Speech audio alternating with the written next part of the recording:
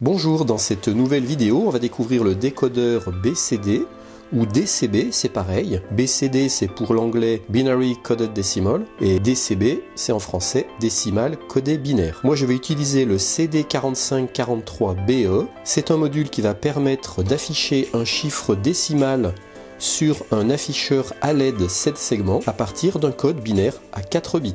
Ce code binaire, il pourra provenir soit de simples contacteurs, soit d'une roue codeuse binaire, ou même d'un Arduino. Allez, on découvre ça tout de suite.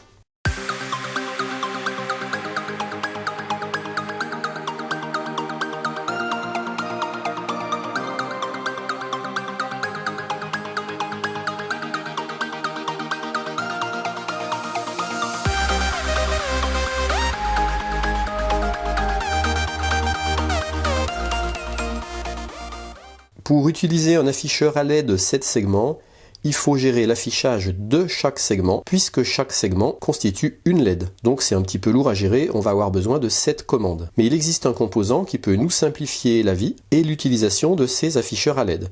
C'est le décodeur BCD. Sur ses entrées, on va lui envoyer un chiffre en binaire, et en sortie, il va allumer tout seul les bons segments pour afficher le chiffre décimal qui correspond. Le chiffre décimal affiché pouvant avoir 10 valeurs, de 0 à 9, on va avoir besoin en entrée, qui je le rappelle est en binaire, de 4 bits, puisqu'on devra envoyer 4 signaux binaires.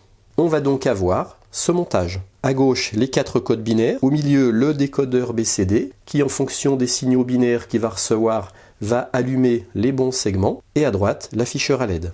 Petit rappel important, un ordinateur il fonctionne uniquement en binaire, tout avec des 0 ou des 1, le 0 correspondant à un état électrique bas, du 0 volt, et le 1 correspondant à un état électrique haut, par exemple du 5 volts. Nous, on compte en décimale, donc en base 10, et bien l'ordinateur, lui, il compte en binaire, en base 2. Ainsi donc le 1 décimal s'écrit en binaire 0001, le 2 décimal s'écrit en binaire 0010, le 3 0011, le 4 0100, le 5 0101, le 6 0110, le 7 0111, le 8 1000 et le 9 1001. On voit qu'on a donc besoin de 4 chiffres binaires pour la valeur la plus élevée qui est la valeur 9. C'est pourquoi le décodeur BCD, il va avoir besoin de 4 broches en son entrée qu'on va appeler A, B, C et D. Par exemple, pour entrer le chiffre 9 dans le décodeur BCD, on va mettre la broche A à 5 volts, la B à 0 volts, la C à 0 volts et la D à 5 volts. Il existe plusieurs sortes de décodeurs BCD. Moi, je vais utiliser le CD4543BE. Le voici. On voit maintenant son brochage et son fonctionnement. Il a 16 broches, 8 d'un côté, 8 de l'autre. La 16 sert à son alimentation entre 3 et 18 volts. Moi, je vais l'alimenter en 5 volts. La 8 aussi pour son alimentation négative, pour la brancher au ground, c'est-à-dire au moins de l'alimentation. Les 7 broches qui sont ici sont les broches de sortie, ce sont les broches 9 à 15. Elles seront à relier aux 7 pattes de l'afficheur à LED 7 segments. La broche 9 correspondra au segment A de l'afficheur à LED, la broche 10 au segment B, et ainsi de suite. Ici, on a les broches d'entrée qui vont servir à commander notre décodeur. Les broches 2 à 5 sont celles qui vont recevoir nos fameux codes binaires en entrée. La broche 5 correspondra à la patte A, qui sera en fait l'unité de notre chiffre en binaire, 2 puissance 0. La broche 3, ça correspondra à la patte B, qui correspondra à la valeur 2 puissance 1. La broche 2 correspond à la patte C, qui est la valeur 2 puissance 2. Et la broche 4, la patte D, qui correspond à la valeur 2 puissance 3.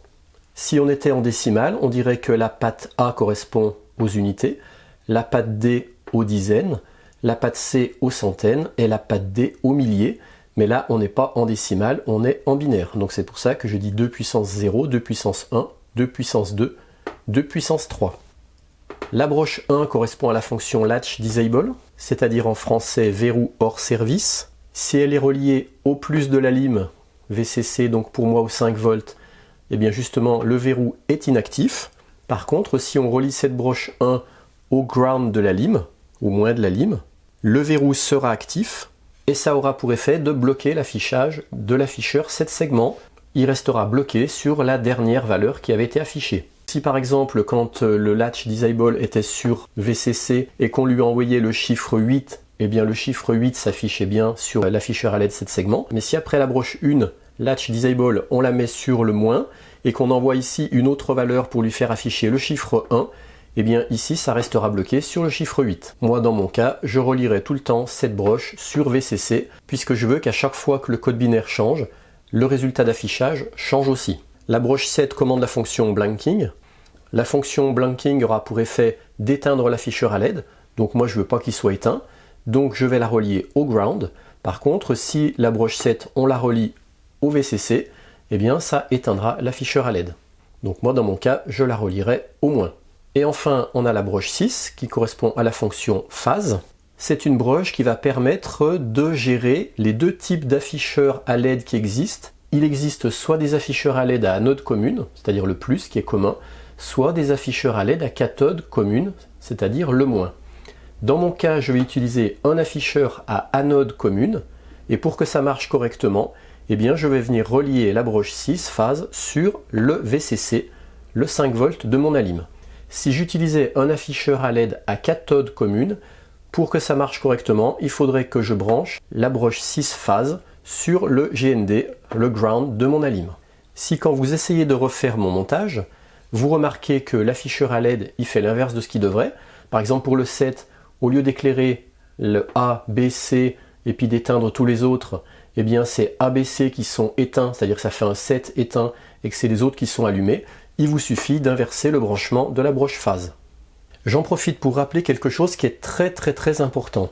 Quand on utilise un circuit intégré comme ça, il ne faut jamais laisser des pattes, ce qu'on appelle en l'air, c'est-à-dire reliées à rien du tout. Il faut toujours qu'elles soient reliées, soit du côté plus, soit du côté moins d'une alim.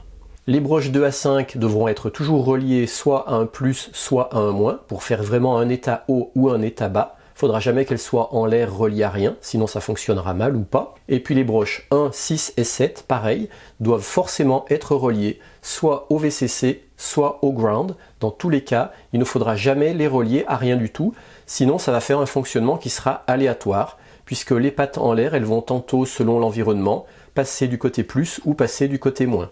Donc ça va perturber l'affichage de votre afficheur à LED.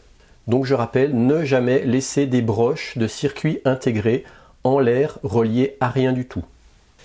Très concrètement, je rappelle ici j'utilise un afficheur à LED à anode commune, ce qui veut dire que chaque segment qui constitue une LED est déjà relié au plus de la lime. Ça veut dire que seuls les segments qui seront reliés aussi au moins de la lime pourront s'éclairer. C'est précisément ce que va faire notre décodeur quand la broche phase est connectée au VCC, au plus de la lime. Et bien quand on lui rentre ici le code binaire correspondant au chiffre décimal 9, pour qu'il affiche ici un 9, il faut que toutes sauf la E soient allumées. Ça veut dire qu'il va mettre les broches F, G, D, C, B, A à l'état moins, et puis la broche E, il la laissera à l'état plus. Le segment E ne s'allumera donc pas, puisque sur ces deux broches, il sera relié au plus. Un plus par l'anode commune et également au plus par cette patte. Par contre, tous les autres pourront s'allumer parce qu'ils sont branchés d'un côté à l'anode commune, le plus, et par leur autre côté, ces broches-là, ils seront au moins. Maintenant, il ne nous reste plus qu'à regarder concrètement les branchements de l'encodage et les branchements entre le décodeur et l'afficheur à LED. Les 7 segments de l'afficheur étant des LED, on va devoir brancher en série une résistance entre chaque broche du décodeur et chaque patte de l'afficheur. Les LED étant prévus pour fonctionner avec une tension à peu près de 2 volts et un courant maximum de 30 mA, supposons qu'on prenne 20 mA, ça veut dire que ici on va avoir une tension de 3 volts puisqu'ici on a 5. 5 moins 2 ça fait 3 volts, on doit avoir 3 volts aux bornes de R pour un courant qui la traverse d'à peu près 20 mA. Donc moi je vais prendre concrètement des résistances de 220 ohms. Maintenant pour le côté entrée du décodeur avec ses 4 broches ABCD, on va venir brancher soit un boîtier de 4 interrupteurs, soit une roue codeuse binaire avec ses 4 broches, soit les 4 broches d'un Arduino. Dans le cas où on va utiliser un bloc de 4 interrupteurs ou une roue codeuse binaire, avec 4 broches, on va devoir ajouter 4 pull-down car souvenez-vous, les broches du décodeur ne doivent jamais être en l'air, c'est-à-dire reliées à rien. Il faut qu'elles soient forcément soit reliées au plus de la lime, soit au moins de la lime. On retrouve ici nos 4 broches d'entrée du décodeur. Alors attention à l'ordre, hein. Elles ne sont pas dans l'ordre ABCD, c'est A, D, B, C. Le A correspondant à 2 puissance 0, le B à 2 puissance 1, le C à 2 puissance 2 et le D à 2 puissance 3, c'est-à-dire le 8. Ici, on retrouve nos 4 interrupteurs. Celui-là qui correspond à la valeur binaire 2 puissance 0, celui-là qui correspond à la valeur 2 puissance 1, celui-là 2 puissance 2, celui-là 2 puissance 3. Donc ça veut dire qu'ici on a nos broches A, B, C, D. Donc on voit qu'elles ne sont pas en face, donc quand on fait le branchement, il faut bien en tenir compte. Alors quand on va venir ici, par exemple, appuyer sur l'interrupteur D, c'est-à-dire quand on va fermer le circuit, eh bien qu'est-ce qui se passe? Le 5 volts va passer et va bien arriver ici sur la patte D de notre décodeur. Donc on aura bien ici un état haut qui sera du 5 volts qui équivaut à une valeur 1. Il se trouve que la patte D, c'est la valeur 2 puissance 3, donc ça équivaut au 8 décimal. Si maintenant j'ouvre l'interrupteur D, si je ne mettais pas de pull down, ça veut dire que ma broche D serait en l'air parce qu'elle serait reliée à rien du tout. Et bien pour éviter ça, on vient rajouter ce qu'on appelle un pull down, c'est-à-dire tout simplement une résistance d'assez forte valeur. On peut prendre par exemple du 10K, et cette résistance va être reliée au moins de la lime. Ça aura pour effet de venir relier nos broches ici au moins quand elles ne sont pas reliées au plus, tout simplement. De cette manière, on est sûr que chaque broche ABCD sera reliée soit au plus quand l'interrupteur est fermé, soit au moins quand l'interrupteur est ouvert.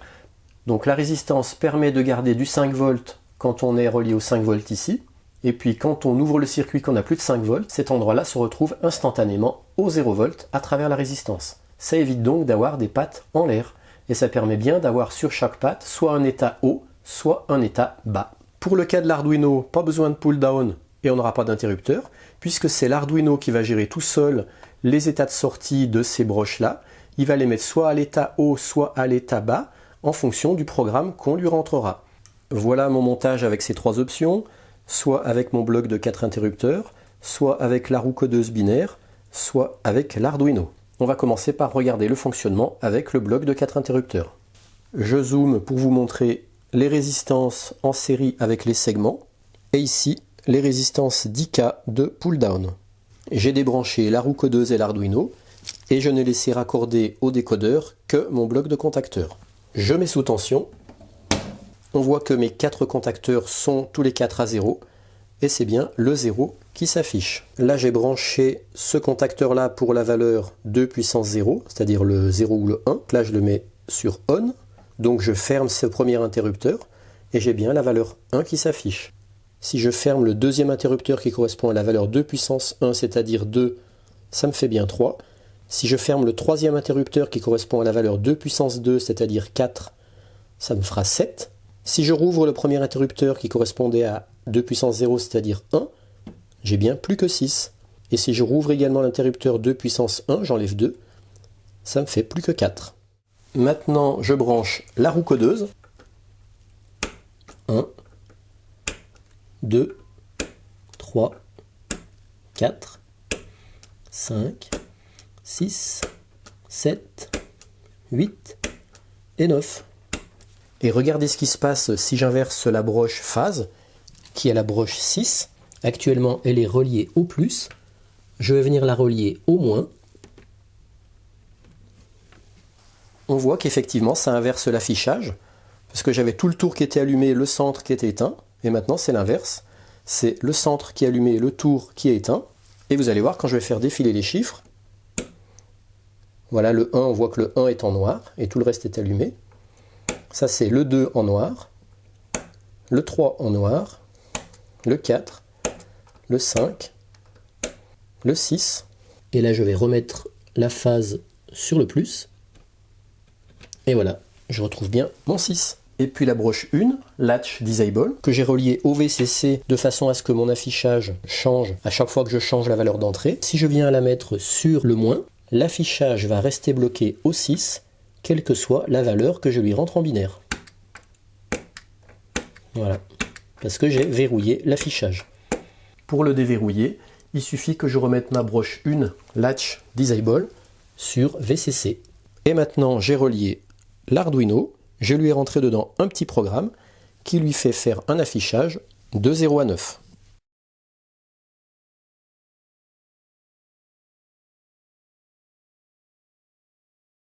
Je suis tout simplement venu me brancher sur 4 sorties digitales de l'Arduino. Je viens bien sûr également me servir des broches plus 5 volts et ground de l'Arduino pour alimenter le décodeur et l'afficheur à LED.